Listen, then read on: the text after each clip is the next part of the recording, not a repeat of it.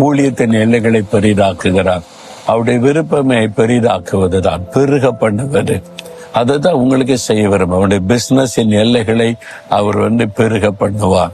உங்களுடைய ஊழியத்தின் எல்லைகளை பெருக பண்ணுவார். நீங்க செய்கிற ஒவ்வொரு காரியத்திலும் நான் உன்னை ஆசீர்வதித்து பெருக பண்ணுவேன்.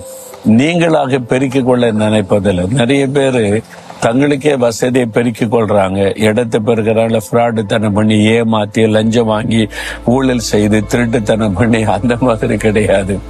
ஆண்டவர் பெருக, அவருடைய ஆசீர்வாதம், கர்த்தர் ஆசீர்வாதத்தை பெருக பண்ணாதான் நிலையா இருக்கும். அதனால இந்த நாள்ல ஆண்டவரே, நீர் என்னை ஆசீர்வதித்து பெருக பண்ணுகிற தேவன் என்பதை விசுவாசிக்கிற. எதுல உங்களுக்கு பெருகுவது, எந்த காரியத்துல வேணும்? ஞானமா, பலனா, கிருபையா, அல்லது அவருடைய அன்பா? உங்களுக்கு எதுல பெருக்க வேணும்? உங்களுடைய சொத்துக்களா அல்லது ஊழியமா? உங்களுடைய சந்ததி பெருகணும், எதுல பெருக்க வேணும்? விசுவாசத்தோட கேளுங்க. நான் உன்னை ஆசீர்வாதத்தை பெருக பண்ணுவேன்னு சொல்றேன். உங்களுடைய சந்ததியை பெருக பண்ணுவா. இன்னைக்கு சொல்ல, இதயத்துல கை வைத்து, ஆண்டவரே, நான் உன்னை ஆசீர்வதித்தை பெருக பண்ணுவேன்னு வாக்கு கொடுத்திருக்கிறீங்க. நான் விசுவாசிக்கிறேன். நீர் என்னை ஆசீர்வதித்து பெருக பண்ணுகிற தேவன். இந்த காரியத்துல நீர் என்னை ஆசீர்வதித்து பெருக பண்ணுகிறீர். நான் விசுவாசிக்கிறேன். அற்புதத்தை எதிர்பார்க்கிறேன்.